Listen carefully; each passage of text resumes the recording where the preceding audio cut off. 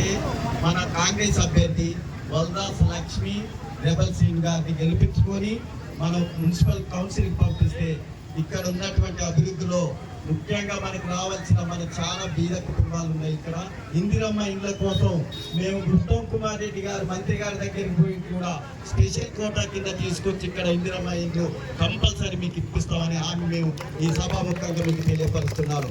ఇదే కాకుండా ఇక్కడ ఉన్నటువంటి మన అభ్యర్థులు కాంగ్రెస్ లీడర్లు మీరు ఒక్కసారి గమనించండి, ఏదో ఒక్క ఈ ప్రచారం కోసం ఓట్ల కోసం రాలేదు.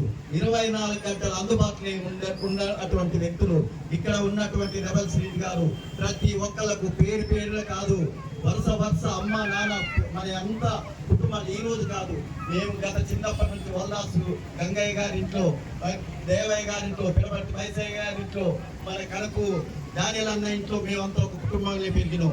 వీళ్ళు అర్ధరాత్రి మీకు ఒక హాస్పిటలే కానీ, పోలీస్ స్టేషనే కానీ, తహసీల్ ఆఫీసే కానీ, ఆర్డీఓ కానీ, కలెక్టర్ కానీ అందుబాటులో ఉండి మీకు తక్షణ పరిష్కార మార్గాలు చూపిస్తారు. మీరు గతంలో చూస్తూనే ఉండరు. వల్లాస్ దేవేందర్ గారు కౌన్సిలర్ అయినాకనైనా, తర్వాత లక్ష్మి గారు ఓడిపోయినాకనైనా ఏ రోజు కూడా వెన్ను చూపించలేదు. ధైర్యంగా ముందుండి ఏ రాత్రి ఎవరికి ఏ ఆపద వచ్చినా పోలీస్ స్టేషన్లో ఉన్న పడంగా లేచిపోయి ఎన్నో సేవలు చేసిండు.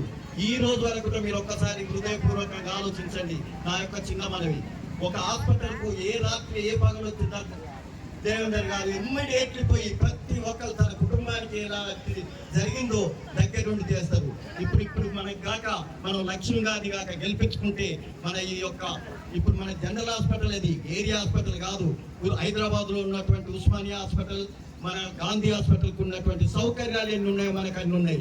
అవన్నీ వీళ్ళందరూ తీరుస్తారు. కాబట్టి దయచేసి ఈ ఒక్కసారి మనం మళ్ళీ వెనకకు పోయి కాంగ్రెస్ జెండా రెపరెపలాడించి లక్ష్మి గారిని గెలిపించి మనం కౌన్సిలింగ్ పంపించాలని మీ అందరికీ ధన్యవాదాలు తెలియపరుచుకుంటున్నాం.